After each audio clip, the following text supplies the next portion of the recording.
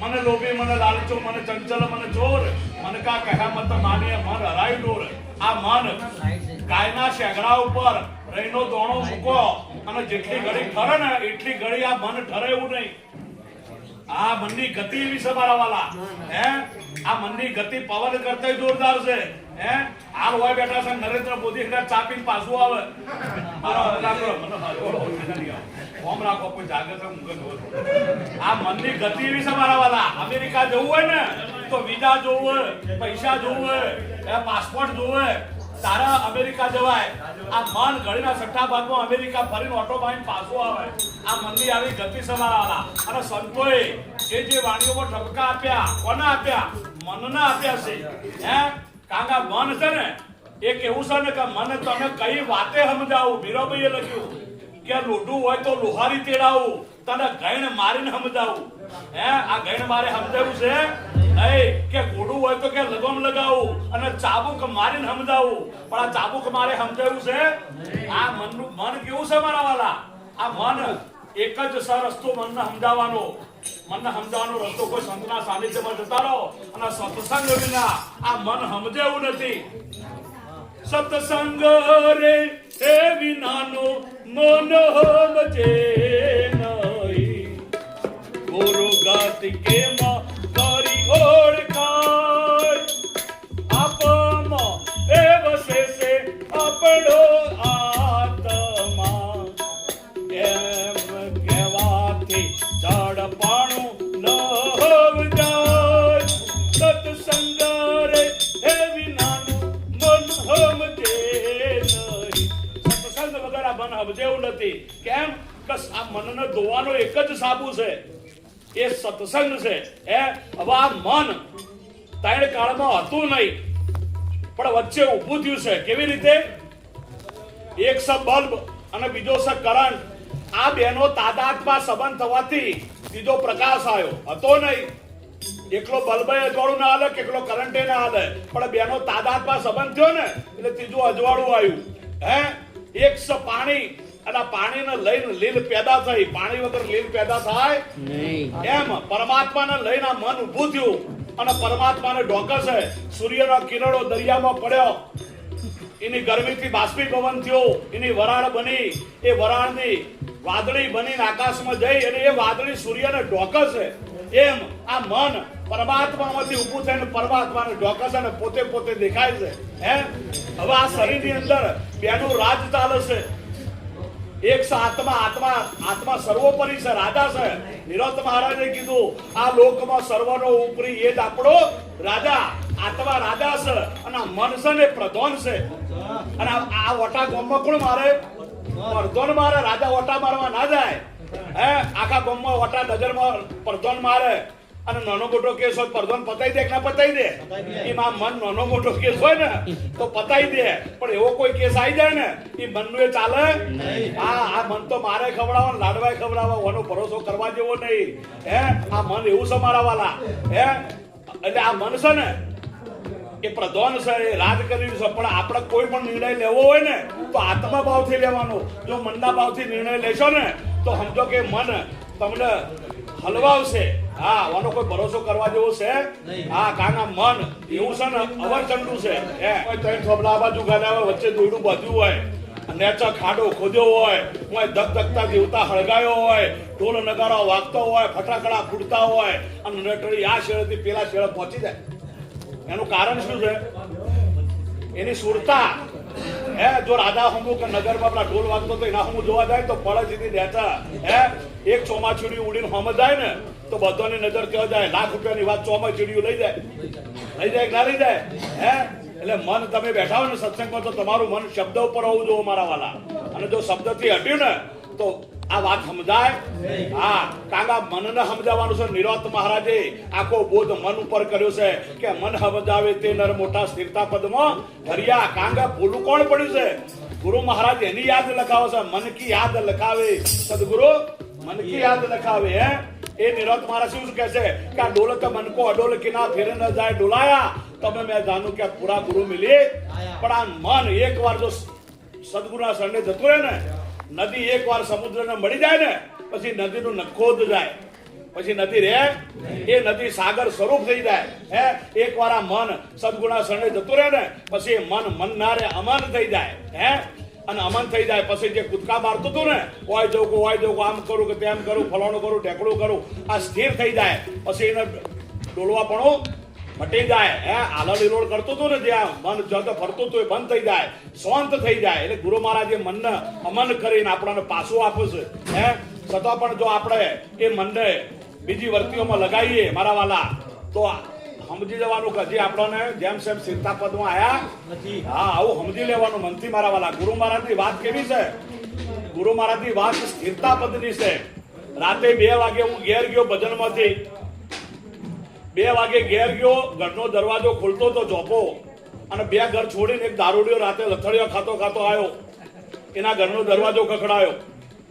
એની ઘરવાળી ગાળો બોલતી બહાર આવી. રાતે 2-2:30 વાગે દારૂ પીને આવે તો ગાળો જ બોલે ને ભાઈ, કે ફૂલડે વધાવે.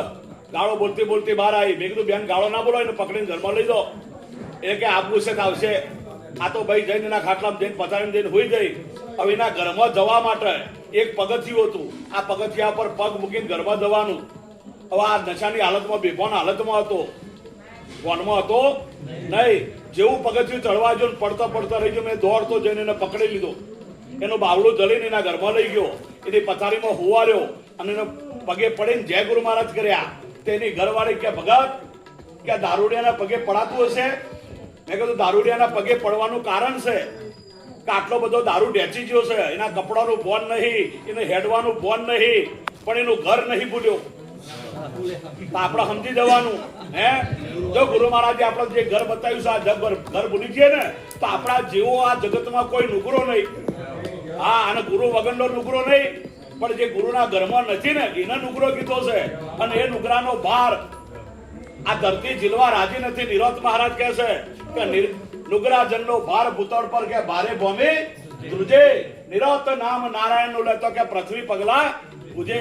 આ સદગુરુની નિષ્ઠાનું પ્રમાણ હોવું જોઈએ. ગુરુ મહારાજની વાત ઉપર કે ગુરુ એટલે ગુરુએ જે મને કીધું ને એમાં સહેજ પણ આમ આડોવડું થાય અને એની રાહે ચાલવાનું છે મારા વાલા. હે, ગુરુ મહારાજનો હાથ પકડવા, ગુરુ મહારાજનો હાથ આપણે નહીં પકડવાનો. ગુરુ મહારાજ જો આપણો હાથ પકડે ને તો ત્યારે કાળમાં આપણો કોઈ દાળ વાળ ઓકો થાય. પણ જો તમે જો હાથ પકડ્યો, જો મેળાની અંદર છોકરાએ હાથ પકડ્યો હોય એની માનો, અને કદાચ આમ જોડું આવે બરાબર, વાવાઝોડું આવે તો હાથ છૂટી જાય ના છૂટી જાય? હે, પણ કદાચ એની માએ જો હાથ ચાલ્યો હોય તો ત્યારે કાળમાં એની માં આખી કપાઈ જાય, પણ એ હાથ છોડવા દે?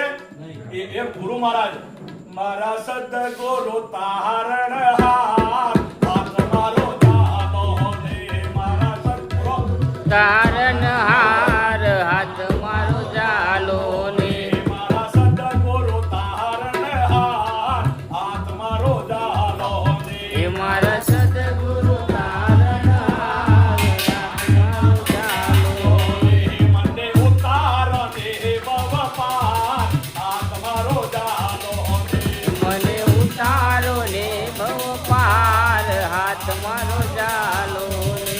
સદગુરુ એકવાર તો હાથ પકડી પાડે ને મારા વાલા, તેને કાળમાં છોડે નહીં. હે, આપણા કેવું બનવાનું છે? વોદરીના બચ્ચા બની જવાનું. વોદરીનું બચ્ચું હોય ને, એ વોદરીનું બચ્ચું શું કરે?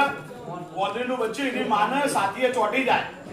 હવે એ સાથીએ ચોંટી જાય તો એની માં ખરી ને, એક કૂદકો, બીજો કૂદકો, ત્રીજો, ચોથા કૂદકો ટોચ ઉપર લઈ જઈને બેહાડી દે.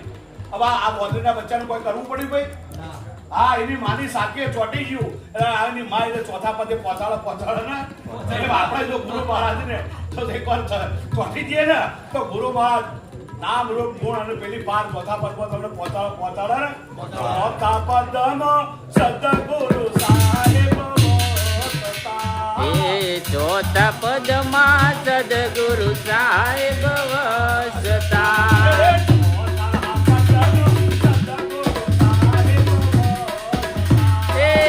ચોથા પદમાં સદગુરુ સાહેબ વસતા.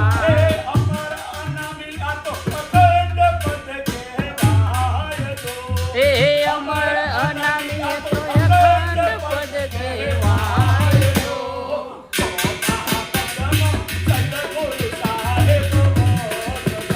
હે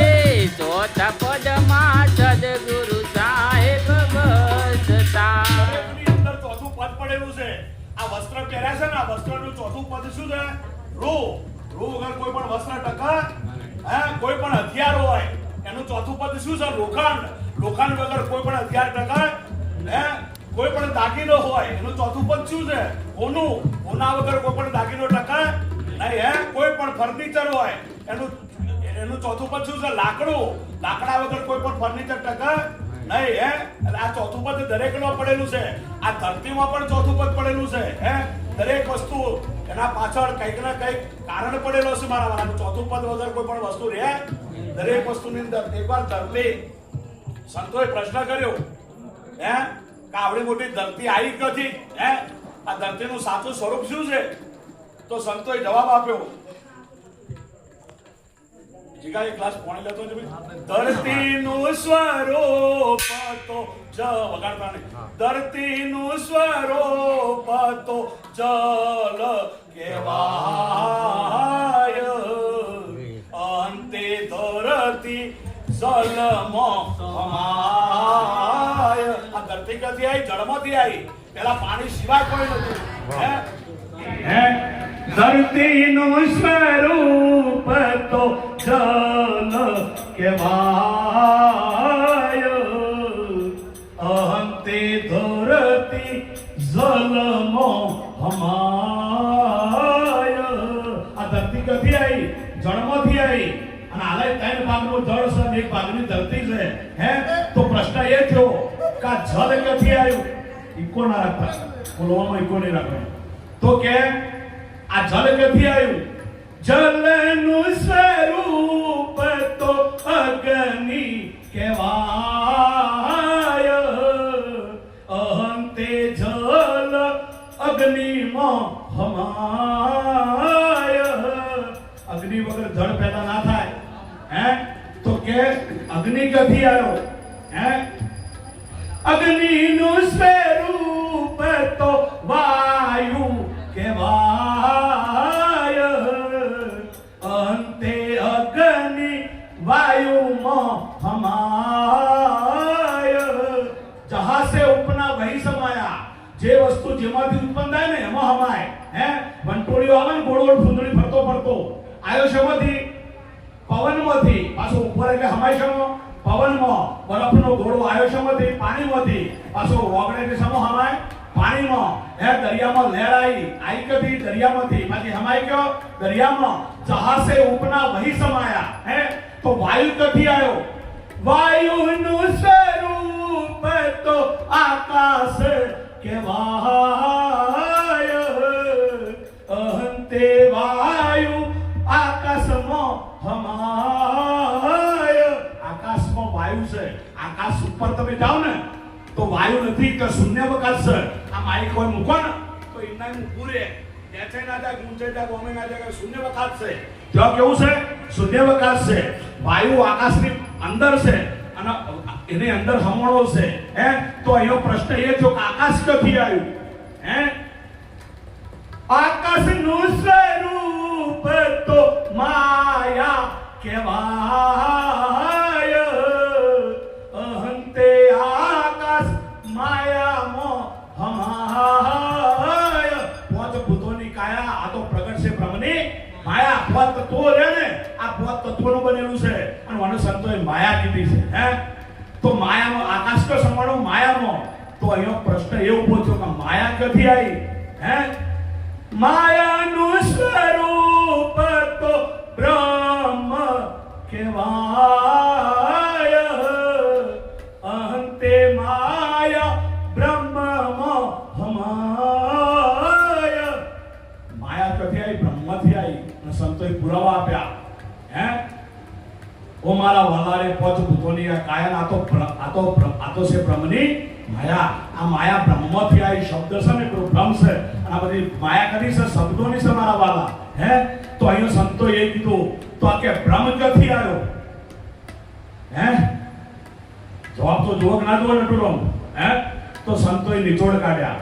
બ્રહ્મનું સ્વરૂપ તો આપ કહેવાય. અંતે બ્રહ્મ આપમો હમાય. આપ મુઆ તો ડૂબ ગઈ દુનિયા અને નિરોત મહારાજે તો ચોટ મારી, ખીલો ઠોક્યો. કેવો ખીલો ઠોક્યો કે હમસે બ્રહ્મ. આ બ્રહ્મને તો કે મેં પેદા કર્યો, બ્રહ્મ તો મારો બાળકો છે. હે हमसे ब्रह्म, ब्रह्म से माया, माया से सब संसारा, इस विद हम है सभी में. के बीज वृक्ष पे इस तरह बोला सदगुरु महाराज ने